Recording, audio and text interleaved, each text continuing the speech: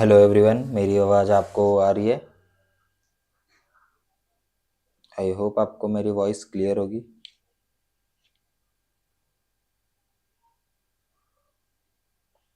थोड़ा सा नॉइस वगैरह है तो उसको नेग्लेक्ट करना, क्योंकि क्लास मॉर्निंग में हो रही है और थोड़ा मेरा स्टूडियो टाइप नहीं है, घर ही है नॉर्मल, तो आउटसाइड नॉइस में भी थोड़ा बहुत आए। ठीक है, तो कल हमने लाइव क्लास स्टार्ट करी थी, लेकिन कुछ टेक्निकल इशू की वजह से कंटिन्यू नहीं हो पाई थी, तो दोबारा से आज हम स्टार्टिंग से ही स्टार्ट करेंगे। तो स्टार्ट करते हैं। फर्स्ट क्वेश्चन पे चलते हैं एमसीक्यू का। अभी तो हम क्वेश्चन पेपर करेंगे सॉल्यूशन, जिसमें मैं सारी चीज़ें आपको समझाते हुए चलूँगा। जैसे एमसीक्यू में 4 ऑप्शन दिए रहते हैं, तो उस चारों का एक्सप्लेन करूँगा कि आंसर क्यों नहीं है। अगर उससे रिलेटेड भी अगर आपसे कोई क्वेश्चन पूछा जाएगा तो आप उसको भी लिख पाएंगे जिससे। तो स्टार्ट करते हैं। फटाफट से वीडियो को लाइक और चैनल को सब्सक्राइब कर दीजिएगा, क्योंकि हम ऐसी ही वीडियोस आपके लिए और भी लेकर आएंगे, जिसमें हम हर सब्जेक्ट के एमसीक्यूज वगैरह करेंगे। और जल्द ही पार्ट 2 जब आएगा, उसमें हम इम्पॉर्टेंट क्वेश्चन जितने भी हैं एमसीक्यू से लेके शॉर्ट लॉन्ग सारे कवर अप करने वाले हैं। उस पर भी वर्क चल रहा है, जैसे ही पूरा होगा वैसे ही उसकी भी लाइव क्लासेस स्टार्ट हो जाएंगी। तो स्टार्ट करते हैं बिना टाइम वेस्ट करे। तो सबसे पहले क्वेश्चन है हमारा, which of the following organ of the government एनफोर्सेस law. सरकार के निम्नलिखित अंगों में से कौन सा अंग कानून लागू करता है। तो सबसे इंपॉर्टेंट चीज पहले मैं आपको बता दूं, हमारी जो गवर्नमेंट होती है, सरकार, उसके 3 ऑर्गन होते हैं, 3 अंग होते हैं। ठीक है, हिंदी मीडियम इंग्लिश मीडियम दोनों में लेके चलूंगा, ताकि बच्चों को कोई दिक्कत ना, चाहे वो हिंदी मीडियम का हो चाहे इंग्लिश मीडियम का हो। तो सबसे पहले हम बात करते हैं जुडिशियरी की। 3 पार्ट हो गए, जुडिशियरी, एग्जीक्यूटिव और लेजिस्लेचर। लेजिस्लेचर क्या करता है, ये कानून बनाता है। ठीक है, लेजिस्लेचर विधायिका कानून बनाता है। एग्जीक्यूटिव कानून लागू करता है, यानी कि एनफोर्स करता है। ठीक है, जुडिशियरी जो होता है ये क्या करता है, ये देखता है कानून सही से पालन हो रहा है या नहीं हो रहा है। ठीक है,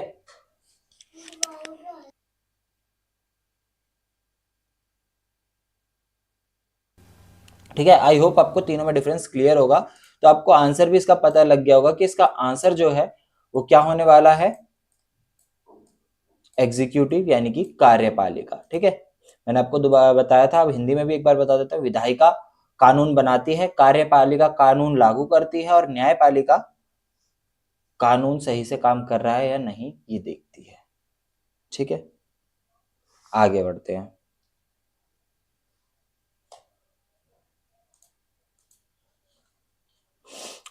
अब नेक्स्ट क्वेश्चन में पूछा है, which of the following is not an element of the state. निम्नलिखित में से कौन सा विकल्प राज्य का तत्व नहीं है। अब देखो, राज्य के तत्व में क्या क्या चीजें आती है। राज्य यानी कि हमारे कंट्री की बात कर रहे हैं, कोई भी एक देश, उसकी बात कर रहे हैं राज्य का मतलब। अब उसके क्या होता है, एक तो टेरिटरी, मतलब कुछ एरिया होगा उसका। ठीक है, पॉपुलेशन, लोग रहते होंगे वहां पे, बिना लोग के तो कोई स्टेट बन नहीं सकता, कोई भी राज्य वगैरह नहीं बनेगा जनसंख्या के बिना।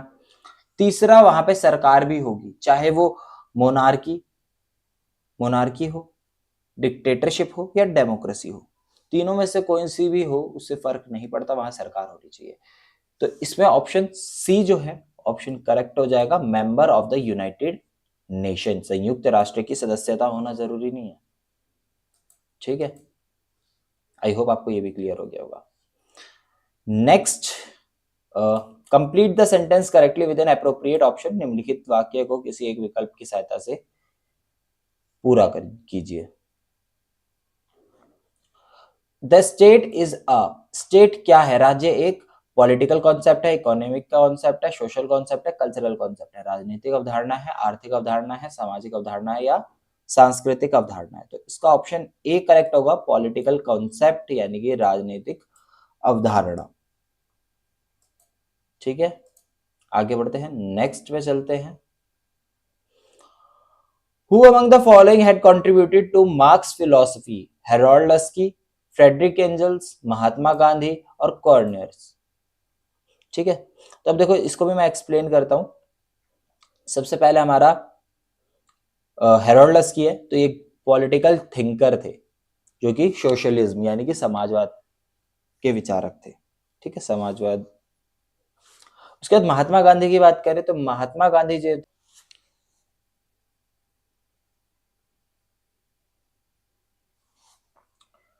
ठीक है, फ्रेडरिक एंजल्स की बात करें तो ये ऑप्शन हमारा करेक्ट रहेगा। इन्होंने द कम्युनिस्ट मैनिफेस्टो 1848 में किया था और दास कैपिटल लिखने में कार्ल मार्क्स की हेल्प करी थी, ठीक है। तो आई होप आपको ऑप्शन समझ में आ गया होगा। इसका फ्रेडरिक एंजल्स जो है करेक्ट ऑप्शन है।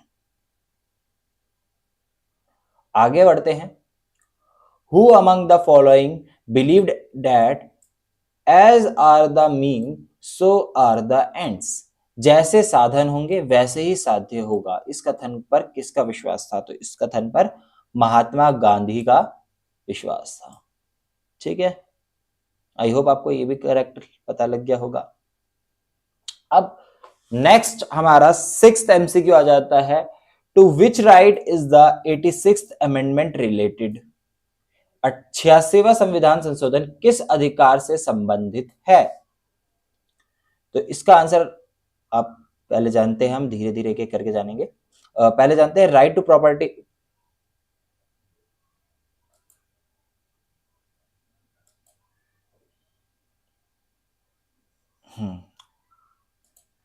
दोबारा से वैसे ही इशू हो रहा था अभी। हाँ, 86th अमेंडमेंट के बारे में हम जानेंगे अभी। उससे पहले जानते हैं राइट टू प्रॉपर्टी कौन से अमेंडमेंट में था? राइट टू प्रॉपर्टी यानी संपत्ति का अधिकार। तो संपत्ति का अधिकार 44th अमेंडमेंट एक्ट 1978 के द्वारा क्या किया गया था? इसमें इसको फंडामेंटल राइट से हटाकर लीगल राइट बना दिया गया था, ठीक है। अमेंडमेंट याद रखना, पेपर में पूछ सकता है, इसलिए मैं बताते हुए चल रहा हूँ सारी चीजें। 44th अमेंडमेंट था राइट टू प्रॉपर्टी वाले से रिलेटेड, ठीक है। राइट टू एजुकेशन से रिलेटेड था हमारा 86th अमेंडमेंट, तो जो कि 2002 में हुआ था। आर्टिकल 21 में इसे जोड़ा गया था, ठीक है, जिसमें 6 से 14 साल के बच्चों के लिए शिक्षा का अधिकार था, यानी कि राइट टू एजुकेशन था, और इसको एक मौलिक अधिकार बना दिया गया, ठीक। इसके बाद नेक्स्ट जो है हमारा right to religion. Right to religion का आर्टिकल 25 से 28 में लिखा गया है और इसका 86th अमेंडमेंट से कोई रिलेटेड नहीं है। बात करें राइट टू इक्वालिटी की, याद रखना कौन से आर्टिकल में क्या दिया गया है, पूछ सकता है ये भी। राइट टू इक्वालिटी यानी समानता अधिकार आर्टिकल 14 से 18 में दिया गया है, यानी कि अनुच्छेद 14 से 18 में दिया गया इसके बारे में, जिसमें समानता और भेदभाव के विरोध में है, ठीक है। आई होप आपको इतना क्लियर हो गया होगा।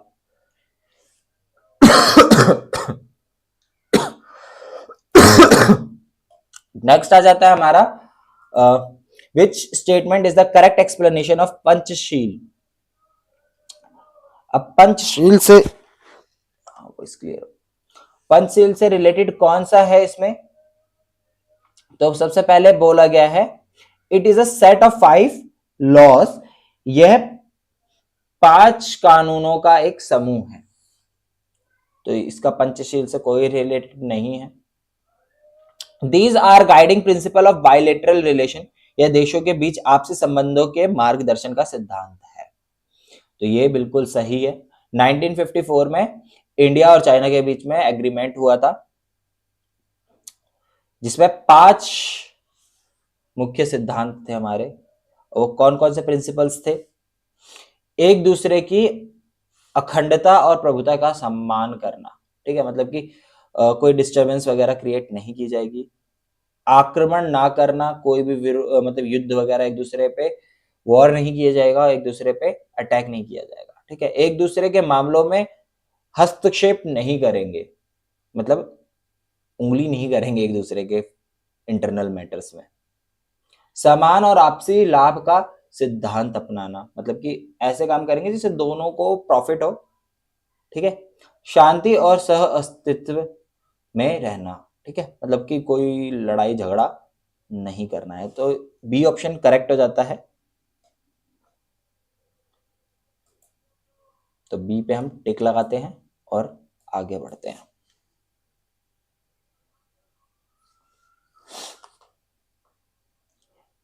Which one of the following is the correct full form of नाम?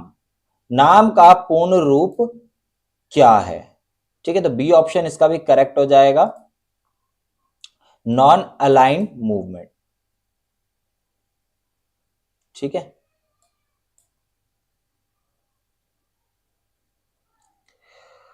इसके बाद नेक्स्ट क्वेश्चन, नाइन्थ क्वेश्चन आ जाता है, United Nation is an international organisation of, संयुक्त राष्ट्र निम्नलिखित में से किन देशों का संगठन है?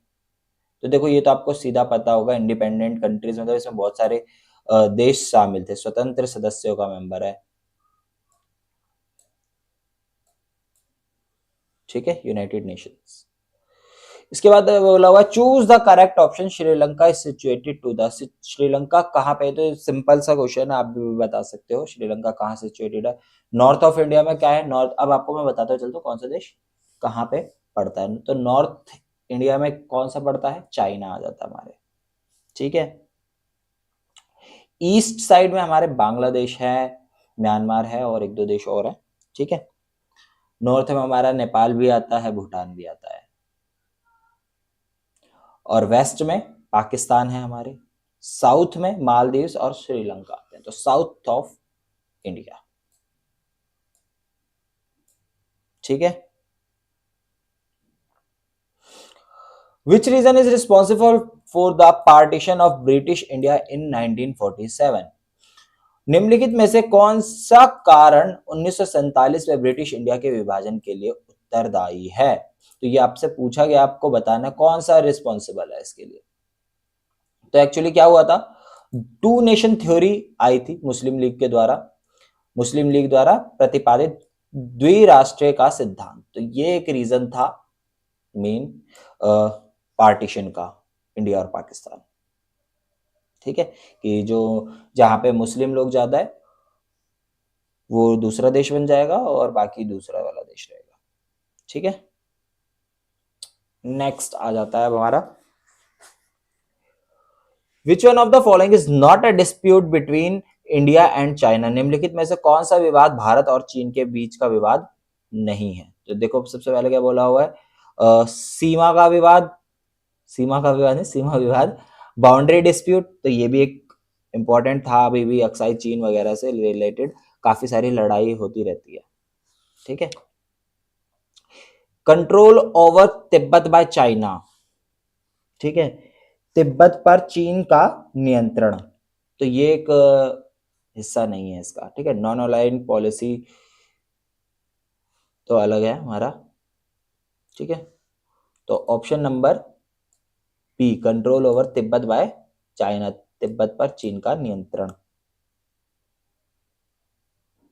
अब यहां पे देखोगे आप 12 ही एमसीक्यू थे जो आपके मेन चैप्टर्स में थे। अब इसके बाद क्या जाता है, ऑप्शनल मॉड्यूल जो थी हमारी, उससे क्वेश्चन पूछे जा रहे हैं। तो ऑप्शनल मॉड्यूल में कोई सी भी आपको एक करनी होती है, तो आप कोई सी भी एक कर सकते हो, चाहे 7A कर लो चाहे 7B कर लो। ठीक है, 7A ज्यादा इजी रहेगी, आप 7A भी कर सकते हैं। स्टार्ट करते हैं। तो बोल रहे United nation was established on, United nation कब स्टैब्लिश किया गया था? ठीक है, तो यूनाइटेड नेशन जो है 24 अक्टूबर 1945। ठीक है, तो हमारा देखो यहाँ पे डेट क्या क्या दे रखी है, 24 अक्टूबर 1945, यानी कि ए ऑप्शन हमारा करेक्ट हो जाता है। आगे बढ़ते हैं, which of the following is not an organ of the United nation? तो इनमें से कौन सा ऑर्गेनाइजेशन नहीं है? तो देखो जनरल असेंबली है, सिक्योरिटी काउंसिल यानी कि सुरक्षा परिषद भी है, सेक्रेटरीट यानी सचिवालय भी है, यूनेस्को जो है अलग है, यूनेस्को तो वर्ल्ड हेरिटेज साइट के लिए है। ठीक है, इसके बाद पूछा जा रहा है एनपीटी की फुल फॉर्म, एनपीटी की फुल फॉर्म क्या है? तो एनपीटी की फुल फॉर्म है न्यूक्लियर नॉन प्रोलिफरेशन ट्रीटी। ठीक है,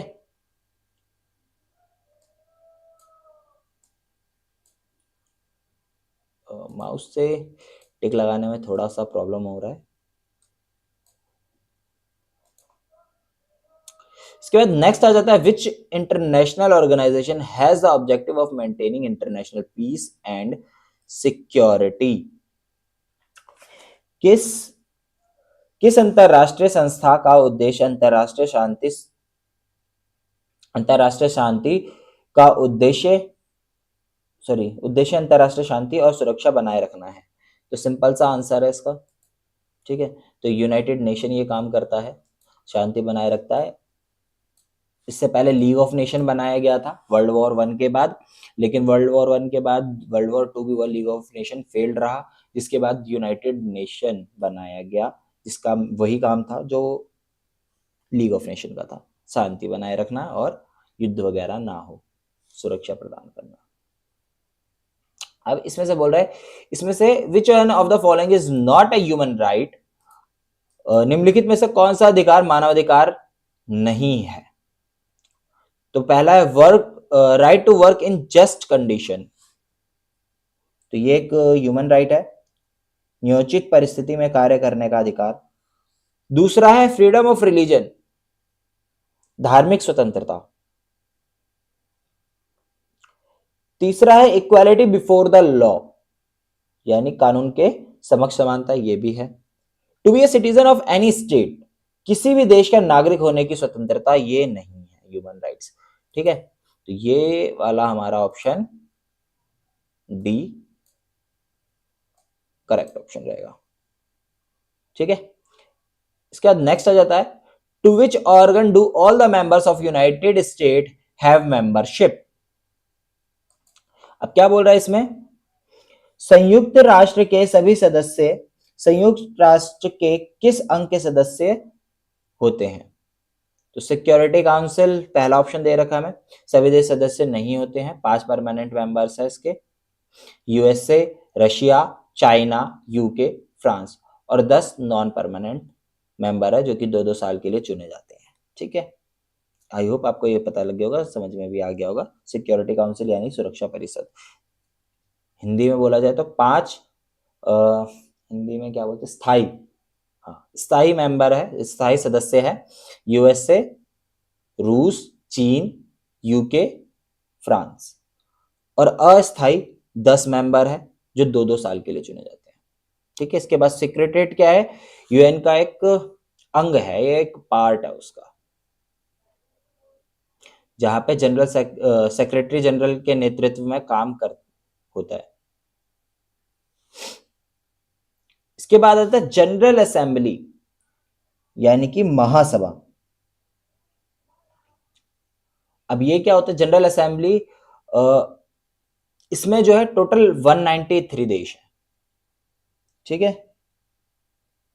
तो ये ऑप्शन हमारा करेक्ट रहेगा, इंटरनेशनल कोर्ट ऑफ जस्टिस अलग है, इसका इससे कोई कनेक्शन नहीं है, ठीक है। तो हमारा सी ऑप्शन महासभा जनरल असेंबली, इसमें 193 मेंबर्स है। Which continent has no permanent member in the Security Council? अब नेक्स्ट क्वेश्चन में क्या पूछा हुआ है, किस महाद्वीप का सुरक्षा परिषद से में कोई स्थायी सदस्य नहीं है? तो ऑस्ट्रेलिया परमानेंट मेंबर नहीं है, ठीक है। एशिया से चाइना और रशिया है, रशिया यूरेशिया का हिस्सा है, लेकिन इसका ज्यादातर भाग किस में आता है, एशिया में आता है, ठीक है। दूसरा यूरोप है, तो यूरोप से हमारा यूके यूनाइटेड किंगडम और फ्रांस आ जाता है, और अमेरिका यूएसए हो जाता है। ऑस्ट्रेलिया तो देश में भी काउंट होता है, कॉन्टिनेंट में भी काउंट होता है, तो ऑस्ट्रेलिया जो है करेक्ट ऑप्शन रहेगा। Next, which one of the following statement is false about UN, निम्नलिखित में से कौन सा कथन संयुक्त राष्ट्र के बारे में गलत है? It can take military action against any country, ये किसी भी देश के विरुद्ध सैनिक कार्यवाही कर सकता है, इसकी अपनी स्थायी सेना है, it has own permanent army, तो ये है बिल्कुल करेक्ट ऑप्शन है, ठीक है, ये सही है। It can authorise any country to use force against any other country, यह किसी देश को किसी अन्य देश के विरुद्ध बल प्रयोग करने की अनुमति दे सकता है। India has provided its military personnel to United State for taking action, भारत ने संयुक्त राष्ट्र की कार्रवाई के लिए अपनी सेना जवान दिए हैं। तो देखो इसका देखा जाए तो B option, it has its own permanent, sorry B जो है हमारा गलत रहेगा, मेरे से गलत ऑप्शन बता दिया मैंने आपको गलती से। इसकी कोई परमानेंट आर्मी नहीं है, ठीक है। बाकी ये किसी भी देश के विरुद्ध सैनिक कार्यवाही कर सकता है,